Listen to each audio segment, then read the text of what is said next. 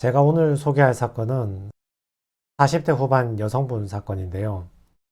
이분은 결혼을 약간 늦게 하셔서 아직 미취학, 초등학교에 가기 전 자녀가 한 명 있습니다. 근데 이분의 특징이 시댁이 돈이 많았거든요. 시댁이 부자입니다. 돈이 많아서 나쁜 건 없죠. 근데 시댁이 돈이 많은 집이 이혼을 하러 오면 항상 이런 특징들이 있습니다. 이게 어떤 특징이냐? 이혼하러 온 여성들의 특징을 알기 전에 일단 요 배경 스토리를 좀 이해를 하셔야 됩니다. 이분이 이혼 소송에서 주장하는 거는 크게 세 가지가 있었거든요. 첫 번째는 잦은 음주. 남편분이 술을 워낙 좋아하니까 매일 술을 마십니다. 또 친구들하고 밤늦게 술을 마시는 경우도 많고, 또 친구들을 집에 데려와서 술을 마시는 경우도 많고, 이런 것 때문에 부부 갈등이 많았습니다. 특히 자녀를 출산하기 전후로 몸이 무거울 때나 출산한 직후에 이럴 때는 여성분들도 굉장히 힘들고 예민한 시기죠. 근데 이럴 때도 아랑곳하지 않고 친구들과 술을 먹거나 친구들을 데려와서 술을 먹거나 신경 쓰지 않고 자유롭게 술을 마시고 다녔습니다. 두 번째가 폭력 폭언을 주장했습니다. 남자가 화가 나면 여자분한테 말을 함부로 하는 거죠. 그리고 폭력을 해서 밀치고 넘어뜨리고 해서 여자분이 몸에 멍든 데가 많았습니다. 그리고 한 번은 남편한테 이렇게 폭언과 폭력에 시달리는 게 힘들어서 시어머니한테 하소연을 했더니 어디서 그런 말을 하냐고 되려 이렇게 이제 시어머니한테 타박을 받아야 했던 그런 일도 있었습니다. 그리고 세 번째는 경제적 무책임입니다. 경제적 무책임은 크게 두 가지 유형이 있는데요. 하나는 남편이 열심히 일도 안 하고 돈도 못 벌면서 근데 그 집안 자체에 돈도 없어. 그러니까 경제적인 의무를 완전히 이제 무책임하게 내팽개치는 경우가 있고 또 하나는 오늘 사건처럼 시댁이 먹고 살만하기 때문에 남편이 그렇게 열심히 일하지 않는 겁니다. 후자 같은 경우는 시댁이 먹고 살만하니까 굳이 남편이 따박따박 어디 가서 월급을 받아오지 않는다 하더라도 주거비나 집이나 뭐 교육비나 자녀 양육비나 생활비나 이런 것들은 전부 다 어떻게든 해결은 되죠. 시댁에서 지원을 다 받으니까. 제가 이혼 소송을 해보면 시댁이 부자인 경우에도 이혼 소송을 많이 해보거든요. 유형이 여러 가지가 있습니다. 시아버지가 자수성가를 한 경우도 있고 시아버지가 그냥 적당히 돈 잘 버는 자영업인데 부동산 투자를 잘해서 부자가 된 집안도 있고 또는 시어머니가 사업을 잘해서 시어머니가 돈을 많이 번 집안도 있고 이렇게 이제 유형화가 되거든요. 또 시부모 때에 자수성가한 게 아니라 원래 대대로 잘 사는 그런 집안도 있고 다만 실제로 이혼 소송을 해보면 우리 지금 30, 40 세대가 이혼을 할 때 그들의 부모 세대라 하면 60, 70이잖아요. 그래서 그 세대에는 그 위의 세대부터 대대로 부자인 집안보다는 시부모 세대에서 일어난 자수성가 부자들이 좀 많이 있죠.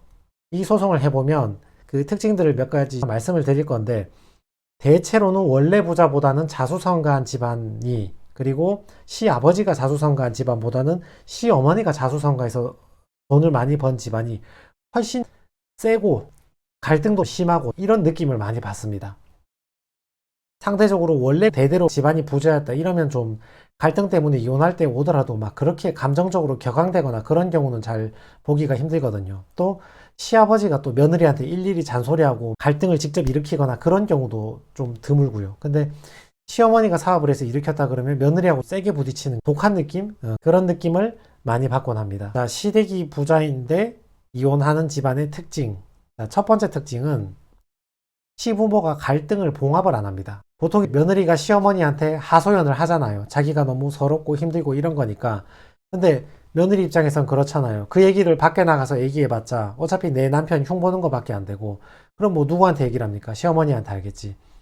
조금 현명하신 시어머니들 같은 경우는 일단은 갈등을 봉합하잖아요. 당장 이혼해서 헤어질 게 아니면 일단은 위로를 해서 부부간의 갈등을 봉합하고 속으로는 어떻게 생각할지 몰라도 겉으로는 일단 며느리 편을 든다고요. 아니 엄마하고 아들 관계야. 지금 편을 안 들어준다고 뭐 엄마 아들 관계가 뭐 어떻게 되는 것도 아니고 헤어지는 것도 아니고 일단은 며느리 편을 들어서 부부의 갈등을 좀 봉합하는 게 보통이죠. 근데 시댁이 잘 사는 경우에는 시부모가 부부의 갈등을 그렇게 뭐 봉합하거나 그러지 않습니다. 그냥 할 말 다 해버립니다. 또 여기에서 발전된 문제가 부부의 일에 필연적으로 간섭할 수밖에 없습니다. 그 시부모님이 뭔가 뭐 잔소리가 많은 캐릭터라거나 뭔가 미주알 고주알 간섭하는 걸 좋아해서 뭐 그럴 수도 있겠지만 옆에서 제3자가 봤을 때 그런 느낌보다는 필연적으로 간섭할 수밖에 없는 상황이 많이 생깁니다. 주거비라든지 집이라든지 교육비라든지 특히 아들에 대한 경제적 지원이라든지 월급이라든지 이런 것들을 시댁에서 다 해결을 하니까 아무래도 그 돈을 가져가서 어디에 쓸 것이고 출처가 어떻게 될 것이고 너희 가정에 지금 돈이 얼마 들어와서 얼마 쓰고 있는지 이런 것들을 일일이 다 알 수밖에 없는 거죠.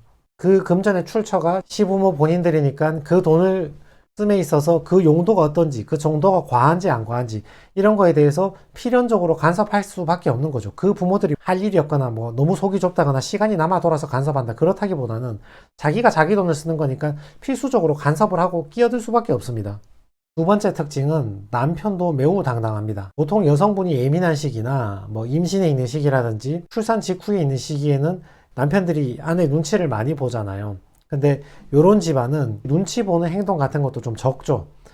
밤늦게 술을 마시고 돌아다닌다든지 가사일에 별로 신경을 안 쓴다든지 이런 점에 대해서 크게 눈치를 안 보는 경향이죠. 조금 더 자기 마음대로 하는 경향이 심하죠. 세 번째 특징은 자식도 엄마를 무시합니다. 이게 시부모하고 아버지하고 굉장히 당당하게 자기 할 말 다 해버리고 감정적으로 부딪히면 막말을 쏟아내버리기 때문에 자식도 엄마를 좀 무시하는 경향이 있습니다. 딸이면 좀 나아요. 딸이면 그래도 나이를 먹으면 엄마 편 들고 나이가 한 고등학생 이상 대학생 정도 돼버리면 엄마가 이혼 상담을 받으러 올 때 딸이 같이 동행하는 경우도 굉장히 많거든요. 근데 아들 같은 경우는 오시는 의뢰인들마다 항상 그 말을 합니다. 제가 초등학교 학교 들어가더니만 지 아빠 빼닮아가지고 뭐 뜻대로 안 되면 막 울컥 성격을 부리고 뭐 잡히는 대로 집어 던지고 엄마를 무시하기 시작한다고. 지 아빠 닮기 시작했다고. 제가 그 집안에 들어가서 뭐 어떻게 사는지 안 봐서 잘은 모르겠지만 오시는 분들마다 이런 말씀을 자주 하시는 걸 볼 때 과장된 표현은 아닌 것 같습니다. 네 번째 특징이 기승전 돈입니다. 제가 예전에 했던 사건 중에 그 집 아버지가 그냥 자영업을 하셨는데 돈을 다른 자영업보다 많이 벌어가지고 빌라나 이런 것들을 투자를 좀 하셨거든요. 그래서 돈을 좀 벌었어. 소득 자체가 아주 큰 사람이 아니고 사업 자체가 아주 컸던 건 아닌데 그 소득에 비해서는 부동산 자산이 많이 있는 집안이었거든요. 근데 그 집안에서 며느리가 남편하고 성격이 자꾸 부딪히고 폭언을 듣고 이런 거 이제 하소연할 데가 없으니까 이 여성분 같은 경우는 시아버님한테 그때 한번 하소연했거든요. 그러니까 시아버님께서 그 얘기를 듣고 있다가 처음에는 시아버님도 나이가 있고 점잖으신 분이니까 며느리 편도 들어주고 얘기도 좀 해주다가 결론으로 빠지면 어디로 빠지냐면 그래도 우리가 열심히 일해서 돈도 벌고 이제 먹고 살만하지 않느냐고. 돈이 없으면 먹고 사는 게 그렇게 편하겠냐고. 그러니까 너도 그만큼 노력해야 되는 거 아니겠냐고. 우리 집에 돈이 있어서 네가 편하게 먹고 사는 건 있지 않느냐고. 저는 이 얘기가 틀렸다는 게 아니라요. 뭐 자본주의 얘기를 하시거나 치열하게 살아오신 그 아버님의 말씀이 틀렸다는 게 아니라 다 맞는 말씀인데 문제는 며느리가 그 얘기를 했던 게 아니잖아요. 지금 돈 얘기를 했던 게 아니잖아요.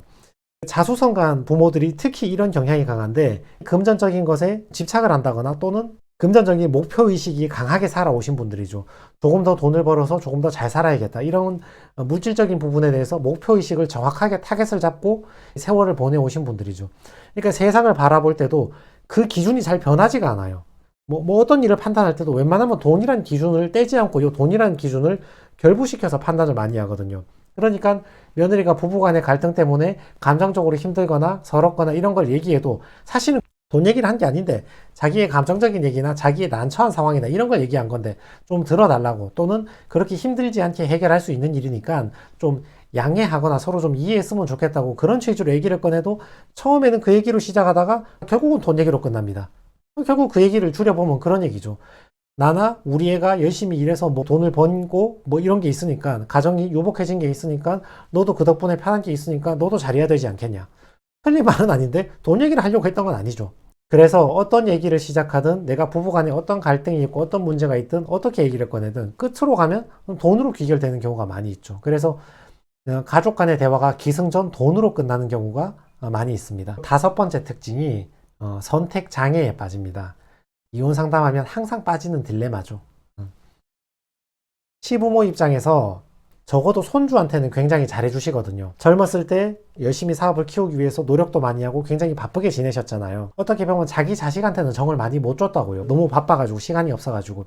근데 손주가 태어나니까 그거 얼마나 예쁘시겠습니까? 손주한테 필요한 물건이든 물질적인 부분이든 정서적인 부분이든 할아버지 할머니로서의 애정이든 또는 교육비 같은 거 이런 것들을 물질적으로 굉장히 잘 지원을 해 주시거든요. 근데 며느리 입장에서 그 며느리가 굉장히 능력이 있고 수억 원의 연봉을 받는 그런 여자가 아니고서야 그냥 우리가 보는 평범한 급여 그 범위 안에 있는 여성분들 내가 일했을 때 200, 300, 400 뭐 한 요 정도 범위에 있다.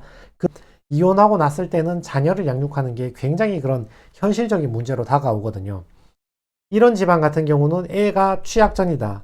결혼한 지 3년, 4년, 5년 차다. 이럴 때는 재산 자체가 다 시부모 명의지 아들 명의로 된 게 별로 없습니다. 심지어는 아들 명의로 좀 해줬다 하더라도 여자분의 기여도가 20년, 15년 산 사람에 비해서 기여도가 작죠. 재산 분할을 받아와도 자녀를 평생 책임질 만큼 많은 돈을 재산 분할을 받아오기가 쉽지가 않습니다. 위자료 자체는 재산 분할보다 금액이 작잖아요. 그리고 소송을 해서 양육비를 받아봤자 부자는 그 집 시부모가 부자지 남편이 부자는 아니거든요. 그럼 양육비 자체도 금액이 그렇게 크지가 않아요. 월 50만 원 뭐 이런단 말이야. 근데 월 50만 원 받고 자기가 애 데리고 나가봤자 그 애를 키워봤자 얼마나 잘 키우겠냐고. 지금과 같은 물심양면 지원이 가능하겠느냐 그 말이죠. 시부모하고 남편하고 살면 미쳐버릴 것 같아. 성격도 안 맞고 자꾸 막 뭐라 그러고 내 말을 들어주지도 않고 좀 듣는 것 같더니만 기승전 돈으로 얘기가 빠지고 그래서 당장 박차고 나오고 싶은데 애를 데리고 나와서 그게 되냐고 여건이. 당장 직장에 나가면 애는 어린이집에 맡기거나 친정에 맡겨야 되는데 어디 맡겨놓고 직장 나가면 직장 생활인데 그렇게 잘 되기가 쉽지도 않을 뿐더러 집에 있으면 뭐 돈은 누가 벌어줍니까? 양육비 50만 원 받는 걸로 애를 키울 수가 있나? 그러니까 시댁에서 보태주는 손주에 대한 물심양면 그런 지원들을 고려하면 내가 화난다고 당장 박차고 나오기도 쉽지가 않은 거지. 그래서 여기 있는 분들은 선택 장애에 이제 빠지기 시작하는 거죠. 정말 내가 이런 대우를 받고 살아야 되냐? 더러워서 못 살겠다. 당장 나와야겠다. 이렇게 생각하면서 한편으로 생각하면 이혼은 현실인데 이혼하고 나면 과연 내가 내 자녀에게 지금 할아버지 할머니가 해주는 것만큼 지원을 해줄 수 있을까? 그런 고민도 드는데 또 돌아서면 그 애가 1살, 2살 나이를 먹어가면 아빠를 닮아가지고 이제 엄마를 무시하고 막 성격대로 안 된다고 막 던지고 막 울컥 화를 내고 이런 경향들이 보이기 시작하니까 이 사이에서 선택장애를 겪게 되죠. 혼자 애만 태우고 있는 것을 많이 봤습니다. 마지막 6번째 특징은 친정에 가서 이렇게 산다고 말을 못합니다. 하시는 분도 있긴 하겠죠. 근데 제가 봤던 분들은 이런 얘기를 친정이나 친구들한테 얘기를 잘 못합니다. 왜냐하면 그 사람들은 내가 잘 사는 줄 알거든요.